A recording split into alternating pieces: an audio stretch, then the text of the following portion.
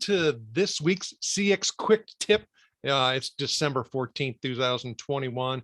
And man, we're going to have a good discussion today because, hey, end of year, we're always thinking about New Year resolutions and things like that and changes and things we have to do. A lot of the things we've been holding on to, think we're going to go back to, but that's not what Colin Shaw says, who I have on the show. And so we're going to talk about, is customer experience dead or nearing an end? So is CX dead or nearing an end? Colin Shaw, welcome. Hi, nice to be here, Jim, again. Yes. So, yeah, it's one of those times of the year, isn't it, when you take a step back and you reflect upon the year and what's happened and you start planning for next year. So probably a good time. Well, and you and I talked before we started recording, and you said this is something you've actually been pondering for quite a bit to say, hey, yeah. Sure. What is the transformations that have been happening? And so when you say, or when you think about, is CX dying or is CX dead, what's coming to mind with you? I guess it's a few things. So I've been doing this stuff for 20 years. Okay. My first book up there, Building Great Customer Experiences, literally came out in 2002. Okay.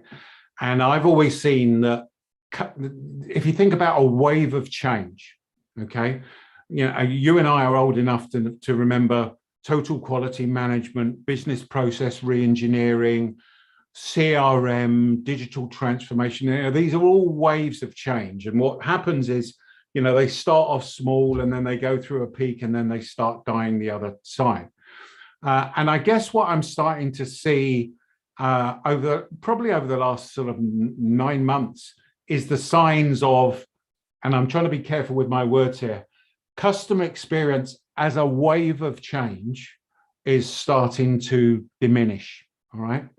Now, what do I mean by that? And why do I say that? Well, probably two things that have sort of made me really start to think about this as we've got to the end of the year has been, first of all, we know that COVID is an accelerant. Okay.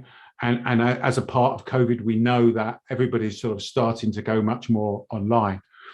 The stat that really hit me in the face was we were interviewing the managing director of the American Customer Satisfaction Institute on our podcast, The Intuitive Customer.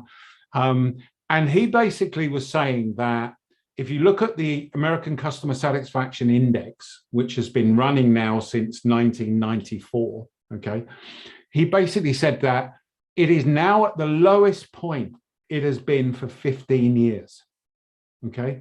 So customer satisfaction as a general topic for sort of 15 years, it's the lowest point it's been. Now, you may sit there and go, yeah, that's because of COVID, isn't it? That's because COVID has hit it, which undoubtedly it has, so don't get me wrong. But here's another interesting stat that really made me think. He basically said that if you look at between 2010 and 2019, okay, so for that 10-year period roughly, okay, only 30% of organizations have actually improved their customer satisfaction, okay? So 60% of organizations in the period of 2010 to 2019, so not including COVID, did not improve their customer experience, despite all of the effort, resources, conversations, software that's been, bought, all that type of stuff. Yeah, it's not improved for 2/3 of the organizations. Okay, so you run your business, I run my business. We both make investments. Okay, I always remember going, actually, we need to get into telemarketing. So I invested in telemarketing for a period of time. It was a bad mistake. Okay.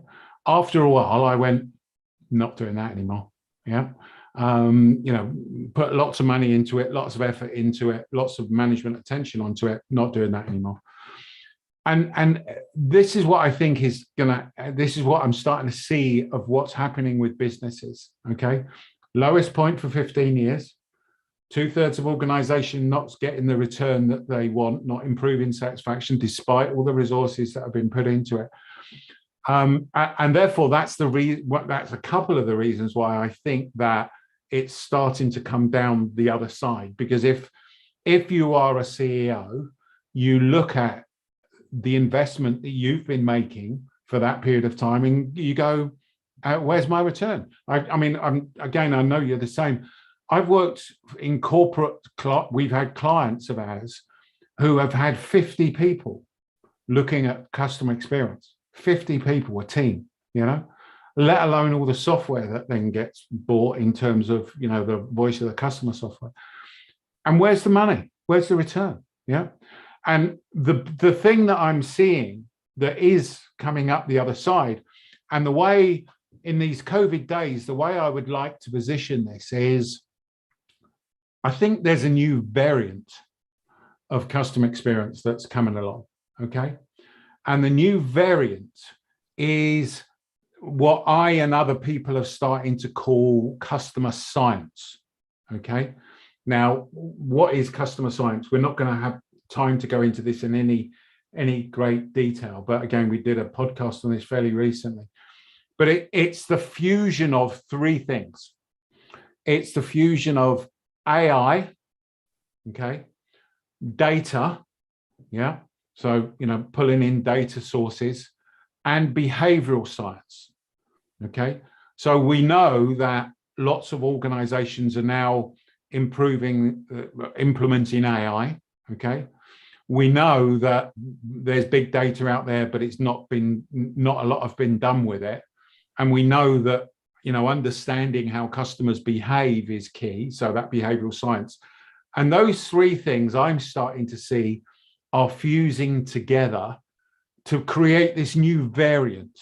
Okay. Now, does that mean that customer experience is going to disappear? No. What, in my view, will happen is it's being absorbed into sort of business as usual. Okay, so does it mean that nobody's ever going to do it anymore and people are going to, the experiences are going to have a worse? No.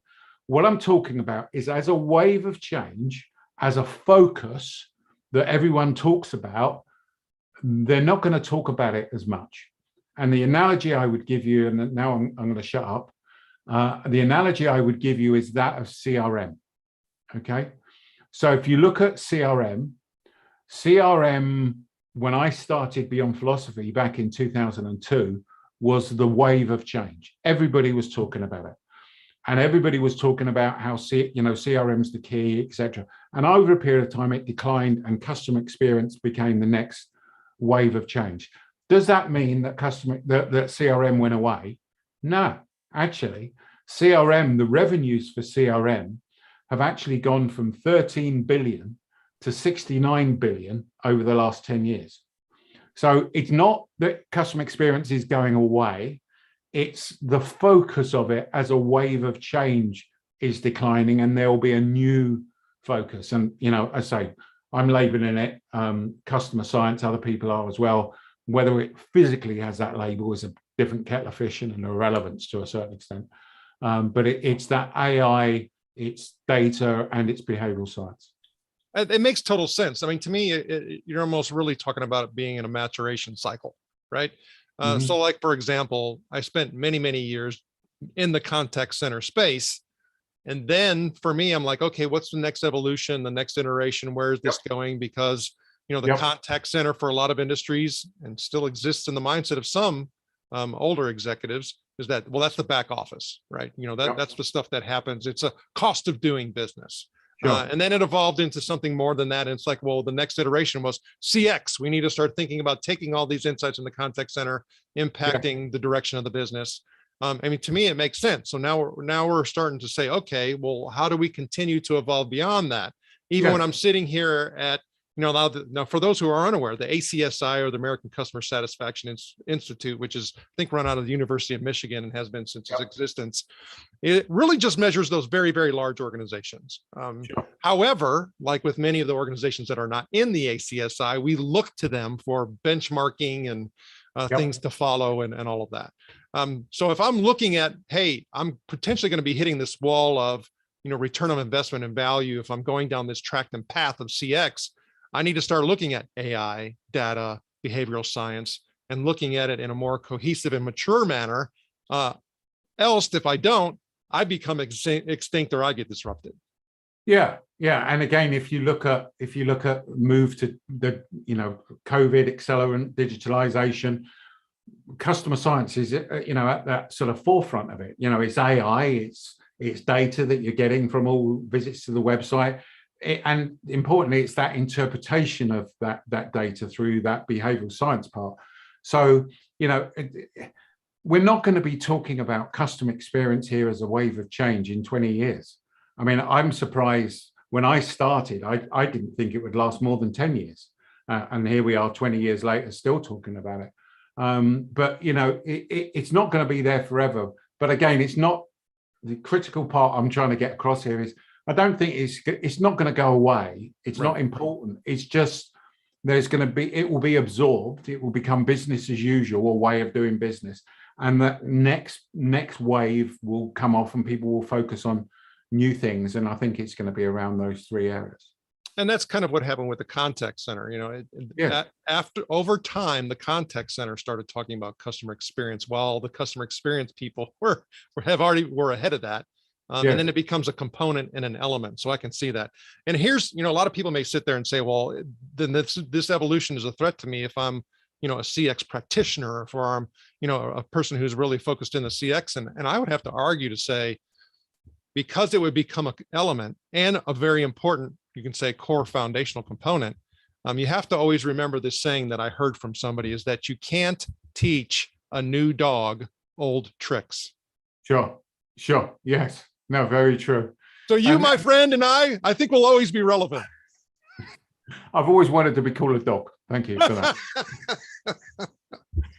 But yeah, no, I think it's not for me that the customer experience professional should be worried. Okay. I think the bit that they should be, the moral of the story, if you like, is you have to focus on what drives value. So be one of the 30% that where you can go, yes, we've improved the customer experience and that's given the organization a return, rather than the 60% where you go, well, I know you're employing me and I've got a team of 10 people and I've spent $5 million, but you know what, I haven't actually given anything back to the organization. That's when you should be worried. Most definitely. Colin Shaw, always great insight that's shared and a good time. How do the CX Quick Tip listeners get in touch with you? They just simply go to beyondphilosophy.com. That's beyondphilosophy.com, or check out our podcast, The Intuitive Customer, and you can get that wherever you stream your podcast from. And you can always find Colin on CX Quick Tips. Colin, thank you for sharing your knowledge and wisdom, and we wish you the very best. Great. Cheers.